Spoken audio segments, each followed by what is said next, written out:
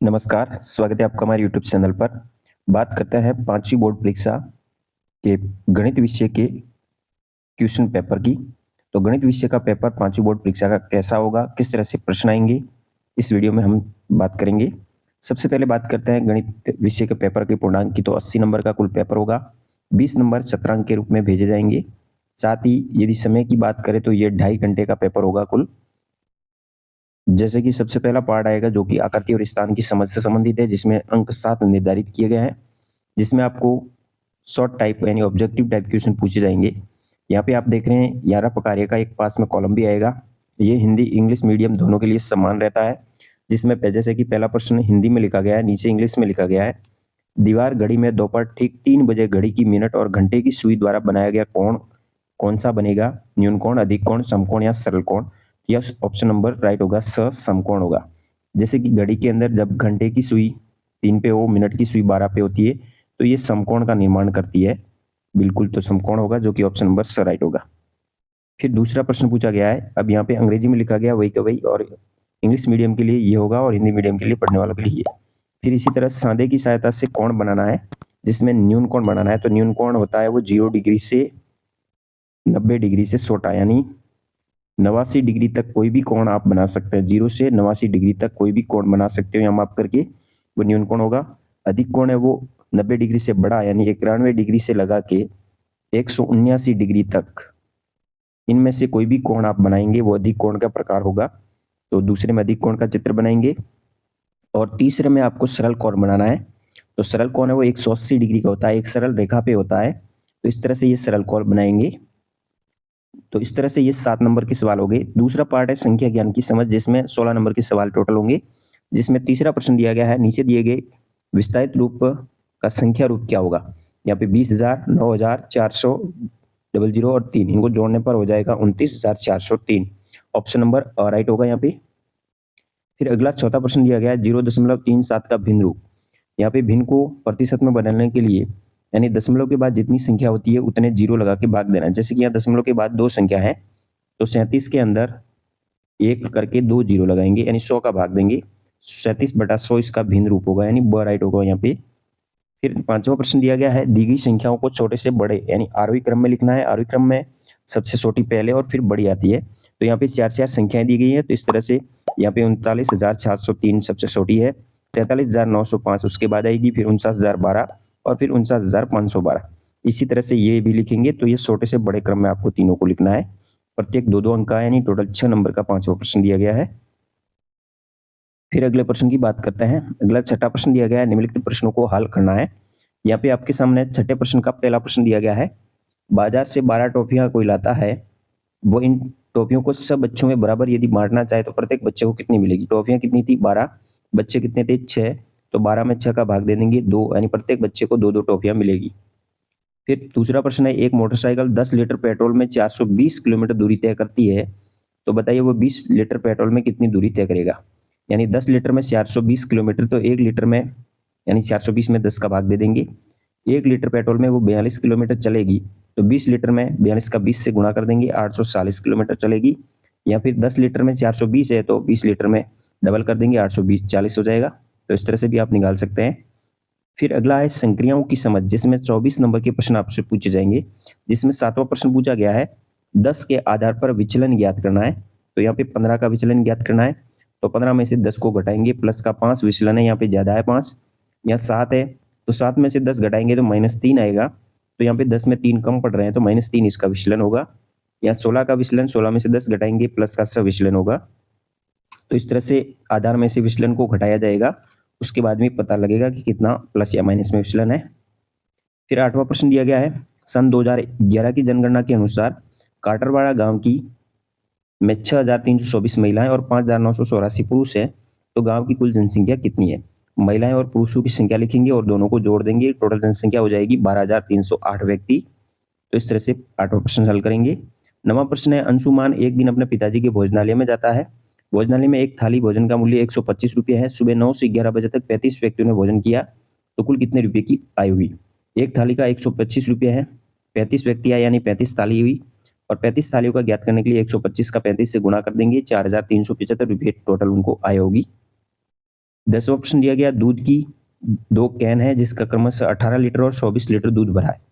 एक में 18 है, एक में 24 लीटर है। बड़े से बड़े बर्तन का क्या नाप होगा, दोनों कैनों को पूरा-पूरा नाप सके।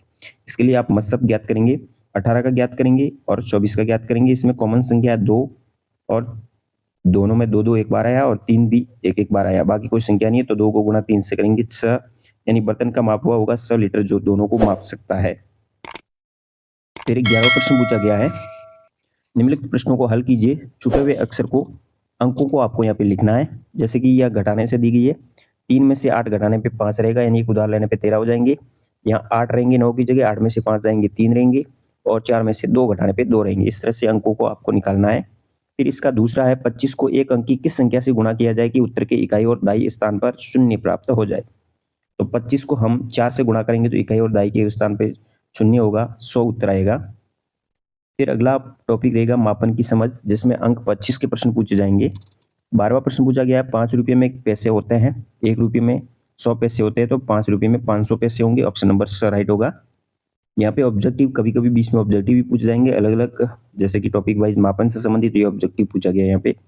इसी तरह एक और पूछा गया ऑब्जेक्टिव, एक साबुन का मूल्य 10 रुपये 50 पैसे है, तो ऐसे ही 4 साबुन का मूल्य क्या होगा। एक साबुन के 10 रुपये 50 है तो 4 के हो जाएंगे 42 रुपये, राइट होगा। फिर अगला 14वां प्रश्न पूछा गया है, दिए गए समय को मिनटों में बदलना है।